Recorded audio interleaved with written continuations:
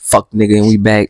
It's shows with the most funny cash nigga. We finna get into this bitch story. Who was a blood named Heidi B. We finna see what's up with this. This is like events that didn't really happen in the wars in California, as far as the gangs and shit between the Christians and Bloods. And Shorty was a blood, so we finna see what's up. The war stories. In this episode, I'll be discussing the life of Heidi B. Heidi Amber McCoy was born on April 2nd, 1988, to the parents of Barbara Lewis and Steve McCoy. She was mixed race of Black American and Salvadorian descent. Heidi was raised in Inglewood, California, a blood-dominated city located on the southwestern portion of LA County. A sizable amount of gang turf in Inglewood is middle class, with many members coming from two-parent functional households. Not everyone is super active, but more affiliated just by being from the city and having friends from the set. Heidi officially jumped off the porch in her teen years. She ran her fades and got put on the 90s Inglewood families. These were people she grew up with who fully embraced her, so the transition into the set was organic. Since the late 1990s, there was a dramatic increase in female gang members in LA County. For females recruited into a gang, the male ritual of the jump-in may be replaced by being sexed in, requiring the female to sleep with several or all of the gang members, unless the female is protected by association with the male gang member. For all these bitches and these bitch ass niggas that don't know, nigga, basically what they saying is either that bitch gonna get jumped in or she gonna get fucked. I mean, every Cali gangbanger you see as female 9 times 10, they got fucked in, or you gotta wonder if they didn't got jumped. And either way, that bitch dangerous. Cause if that bitch getting jumped in, that bitch took a beating to get in that gang. It's like 9, 10 people that jump on him. And if she got fucked in, he just says 7 to like 50 something different niggas that's gonna fuck him. She may become property of the gang. Even the role of a gang member's girlfriend is not that secure. Male gang members are expected to occasionally stray, but the girlfriends are required to remain loyal. This double standard pushes some females into a more masculine role, becoming one of the boys, rather than a sexual object or cheerleader for the gang. The Inglewood families operate more as a family and view their female members as the homegirls. From the moment she got jumped in, Heidi's turn up was on max. She wasn't large in size, but that didn't mean anything. She was hopping out of whips and parking anything that was crib, pressing lines from Manchester down to Century. If her homies needed her to fight a female, she's pulling up with no hesitation. Her squabble was known as one of the coldest in Inglewood. She got the love and respect from her hood for being a solid, bona fide rider. Let's fast forward to 2011. After years of being active in the streets, Heidi starts dating a guy from the Broadway gangster cribs that are located just east of the one. This is the first mistake this bitch just made. Even with dumbass niggas who make this dumbass mistake and be fucking with bitches that be from rival hood. You don't be fucking with nobody that's in a rival gang. If you're in a rival gang, they can easily set your dumb ass up and be thinking shit sweet cause they love you. They saying they love you. When they drop your dumb ass, then you gonna see love is real, but hate is more realer. Freeway.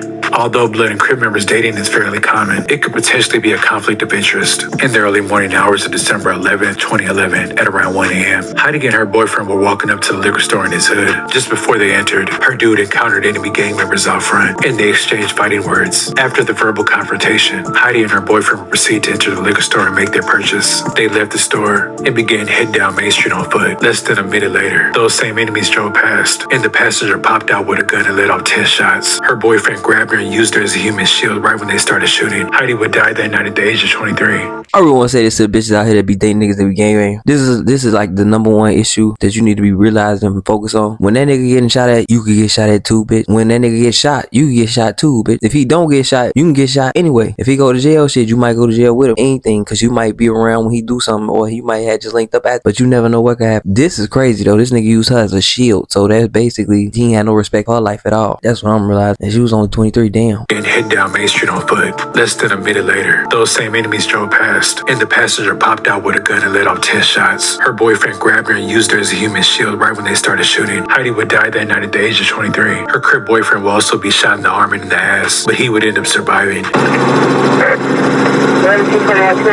I'm sorry, I gotta laugh every time I hear about somebody getting shot in the ass, cause I know they was running. He was running his ass off. He tried to get away and they got his ass. Got him right in the ass. Bow. Fucking jump.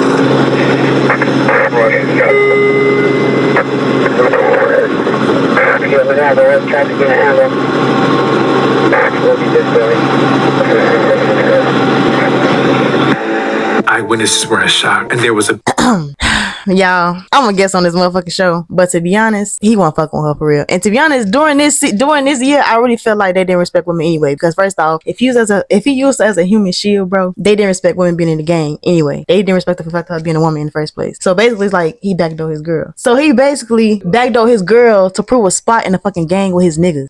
But it's just like still, no, you gotta think about it. You gotta think about it. Didn't care, cause like he just didn't get no fuck. It didn't matter though. He's his ops though. Like they both. I mean, he both. bogus. That's what I'm saying. This whole situation. I'm really pissed off because me and her got the same birthday. I'm really pissed the fuck off. And I just feel like as a woman, nah, he bogus. Son, take the shit back. I can't get on this. I get the fuck out. Outrage. As the bullets were intended for her boyfriend, something nearly happened to him. As allegedly gang members showed up to the hospital he was at to finish the job, he had to change locations. Heidi would leave behind 2 loving parents and a daughter. Her daughter's father, Keith Walton, also known as Green Eyes, was the ringleader of CMT, one of the Inglewood family's most lucrative, violent cliques. Green Eyes was a felon that had multiple state convictions. The earliest had come from a robbery with a firearm that he committed at age 18. His life had been marked by violence. Both his first wife and his stepbrother had been murdered in gang-related shootings. In the mid-2010s, he had his clique stage a series of daytime smash and grab robberies at Southern California jewelry stores that netted the thieves $6 million worth of Rolexes and other high-end watches. In 2018, he was sentenced to 55 years in a federal prison. Heidi B was a beloved member of the Inglewood families, and her memory is still being honored to this day. Hey, what's happening, blood?